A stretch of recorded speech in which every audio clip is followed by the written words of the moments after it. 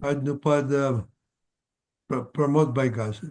જય સચ્ચિદાનંદ પ્રમોદભાઈ. અને કઈ જરૂર પડે તો હાર્દિકભાઈ છે. I to take leave right no. પ્રમોદભાઈ અનમ્યુટ કરજો પ્રમોદભાઈ. ઓકે. જય સચ્ચિદાનંદ.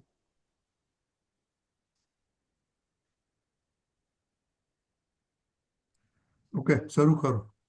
ઓકે. આખું વાતાવરણ રંગી શકે આપની સુવાસ, માણું શુદ્ધ પ્રેમ અખંડિત મેઘ બારે માસ.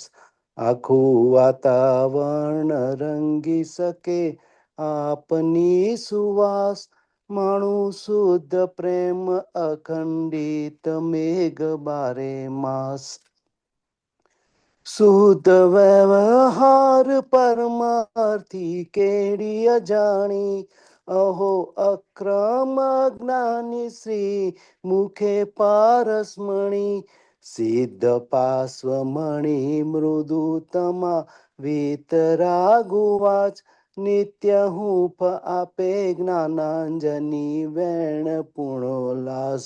આખું વાતાવરણ રંગી શકે આપની સુવાસ, ક્રોડ વર્ષે પ્રાપ્ત મૂળ પુરુષ મોક્ષદાની.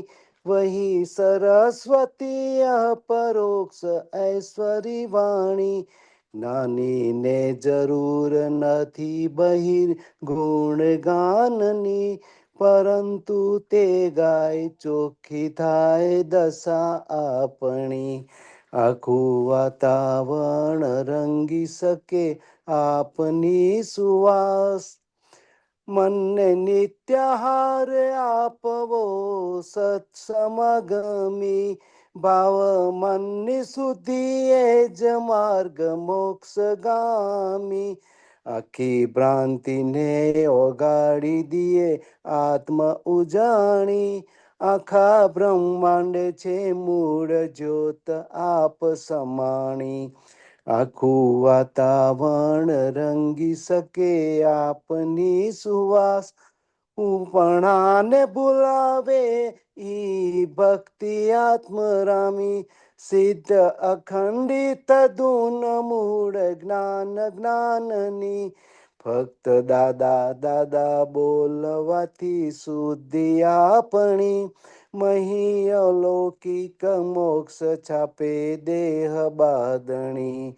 આખું વાતાવરણ રંગી શકે આપની સુવાસ, શુદ્ધ વિશ્વાસથી સબર મોક્ષ સિદ્ધ મંદિરે. જીવન મુક્ત દશા મહાત્માની નિજ ધર્મી રે.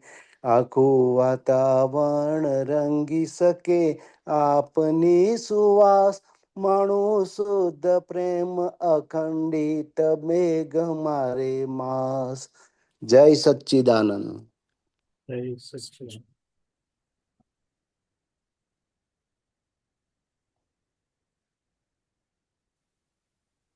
પ્રમોદભાઈ, તમારે આમાં કઈ ખરું સમજવાનું? આ જો ટાઈમ હોય તો શોર્ટમાં આખું પદ સમજાવો તો બીજાને બી લાભ થાય. એટલે કવિરાજ કે છે કે આખું વાતાવરણ અંદરનું ને બહારનું સુમધુર થઈ જાય શાનાથી? તો કે આપના શુદ્ધ પ્રેમથી, આપની હાજરીથી. સુવાસ, માણું શુદ્ધ પ્રેમ અખંડિત. હવે આપણને ખબર છે કે કોઈ વખત 12 માસ વરસાદ પડતો નથી, પણ અહીંયા દાદાના શુદ્ધ પ્રેમનો વરસાદ એવો છે કે 12 માસ પડે કે છે. એટલે કે 12 માસે શુદ્ધ પ્રેમ વરસતો જ રહે છે. કોઈ વસ્તુ એવી નથી જોવામાં આવી કે જે સતત સળંગ અવિરત પ્રાપ્ત હોય, પરંતુ જ્ઞાની પુરુષનો શુદ્ધ પ્રેમ સતત સળંગ અવિરત આપણને પ્રાપ્ત થયો અને આપણે એને અનુભવ્યો, માણ્યો. શુદ્ધ વ્યવહાર પરમાર્થી કેડી અજાણી. એટલે કે છે કે આ પરમાર્થ એટલે મોક્ષ, એક બાજુ શુદ્ધ વ્યવહાર, બીજી બાજુ નિશ્ચય એટલે કે મોક્ષનો પરમાર્થ. હવે એ રસ્તો અજાણ્યો હતો આપણા માટે, કેડી કે છે શાસ્ત્રને, અજાણી હતી. પણ અક્રમ વિજ્ઞાની એવા આયા કે એમના વાણીમાંથી આખું પારસમણી એટલે કે લોઢું પણ સોનું થઈ જાય એવી રીતે, એટલે કે આખો માર્ગ પ્રકાશમાન થઈ ગયો શુદ્ધ વ્યવહારનો અને નિશ્ચય એટલે કે શુદ્ધાત્માનો મોક્ષ માર્ગ આખો પ્રકાશમાન થયો. સિદ્ધ પાર્શ્વમણી મૃદુત્તમા વિતરાગ ઉવાચ. એટલે કે છે કે આ વિતરાગ વાણી એ સિદ્ધ એટલે કે એનો હેતુ સિદ્ધ કરનારી, સિદ્ધ દશાને પમાડનારી, નિત્ય હૂંફ આપે જ્ઞાનાંજની વેણ પૂર્ણોલ્લાસ. આ જ્ઞાનના શબ્દો, વચનો, વાક્યો, જ્ઞાનીની હાજરી એવી છે કે આપણને નિરંતર પૂર્ણોલ્લાસ, પૂર્ણ ઉલ્લાસનો અનુભવ થાય, પરમાનંદનો અનુભવ થયા કરે. અને આખા બ્રહ્માંડમાં ક્યારેય ન મળી એવી હૂંફ મળે કે હવે મારે માથે દાદા છે. કરોડ વર્ષે પ્રાપ્ત મૂળ પુરુષ મોક્ષદાની, વહી સરસ્વતી અપરોક્ષ ઐશ્વરી વાણી. તો કે આવા મોક્ષદાતા જ્ઞાની પુરુષ કરોડો વર્ષે કોઈક મૂળ પુરુષ પ્રાપ્ત થાય, જ્ઞાની પુરુષ પ્રાપ્ત થાય, અને ત્યારે આ સરસ્વતી જેવી એમની શાદવાદ જ્ઞાનવાણી, એ ઐશ્વર્ય વાણી પણ કહેવાય, એ વહેતી જ રે, વહેતી જ રે. જ્ઞાનીને જરૂર નથી બહિર્ગુણ ગાનની. આપણે દાદાના ગુણલા ગાઈએ એમાં એમને કંઈ જરૂર નથી, પરંતુ આપણને એક દાદાના ગુણલા ગાશે તેને મહાનીર જરા સહેજે થાશે. થશે. કહે છે કે આપણી દશા, આ રિલેટિવ જે બાકીનો ભાગ છે બધો ચોખ્ખો થઈ જાય, રિયલ વધતું જાય. મનને નિત્યાહાર આપવો સત સમાગમી, ભાવ મનની શુદ્ધિ એ જ માર્ગ મોક્ષગામી. એટલે કે છે કે મન વાણી કાયામાં મન અંતસ્કરણને આપણે જે ખોરાક, તો કે સત સમાગમ, સત્સંગનો અને સતનો એટલે કે મહાત્માઓના ભેળા થવાનો, એ જ આપણે એને ખોરાક આપ્યા કરીએ. અને તો ભાવ મનની શુદ્ધિ, હું શુદ્ધાત્મા છું, અથવા તો આ જે બધા બાહ્ય પરિણામોમાં આ જ્ઞાનને આધારે જે ભાવ મન શુદ્ધ થયા કરે છે, તો એ જ મોક્ષનો માર્ગ છે, મોક્ષે લઈ જનાર છે. આખી ભ્રાંતિને ઓગાડી દી આત્મ ઉજાણી, આખા બ્રહ્માંડે છે મૂળ જ્યોત આપ સમાણી. તો કે છે કે દાદા ભગવાનની જ્યોત એટલે કે નિશ્ચય નિર્ણયથી કેવળ શુદ્ધાત્મા છું એવું જે એમનું અનુભવ વાળું પરમ પદ, એ પરમ જ્યોતિ, એ કહે છે કે આખા બ્રહ્માંડમાં મૂળ જ્યોત સ્વરૂપે, મૂળ જ્ઞાન દર્શન સ્વરૂપે આ જ જ્યોત છે જે આખી ભ્રાંતિને ઓગાડી દે છે. અને આત્મોલ્લાસની ઉજાણી એટલે ઉજવણી કરવા માટે સહેજાસહેજ ઉજવણી થાય છે.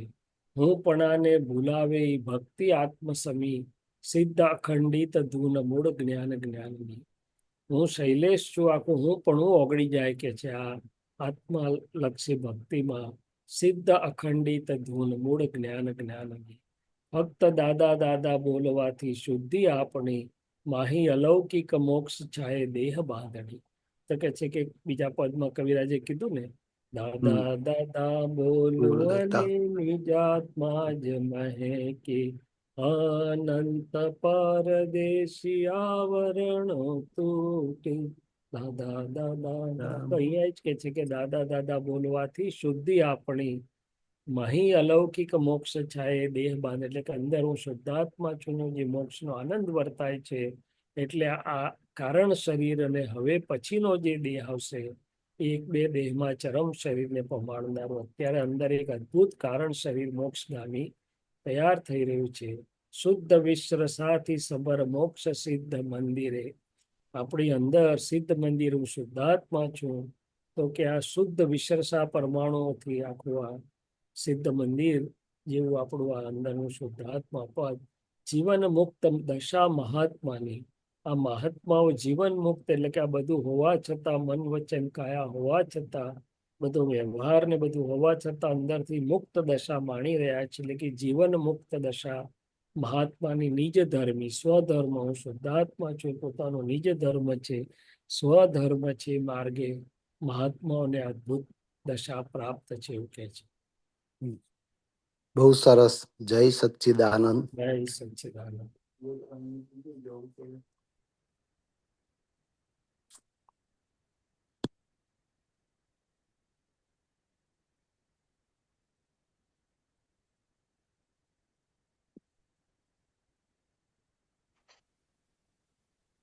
જય સચ્ચિદાનંદ.